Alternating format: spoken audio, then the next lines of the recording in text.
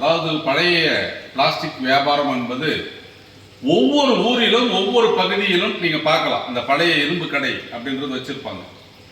அவர்கள் செய்யக்கூடிய தொழிலை நாம் இப்படி ஒரு மாற்றத்தை உருவாக்கி, அதாவது பிளாஸ்டிக் பாட்டில் அதுக்கு முன்னாடி கலெக்ட் பண்ணி அதை பேலா பண்டில் பண்ணி அவங்க வட இந்தியாவுக்கு அனுப்பிச்சிட்டு இருந்தாங்க. இப்போ பார்த்தீங்க அப்படின்னு சொன்னா இந்த பாட்டிலையெல்லாம் கலெக்ட் பண்ணி நீங்க உடைச்சு கொடுத்தா தமிழ்நாட்டிலேயே நிறைய ஃபைபர் மேக்கிங் கம்பெனி இருக்காங்க, யான் மேக்கிங் கம்பெனி இருக்காங்க, ஃபிலமெண்ட் மேக்கிங் கம்பெனி இருக்காங்க. அவங்க எல்லாத்துக்குமே இந்த பெட் பாட்டில் அதிக அளவில் தேவைப்படுது.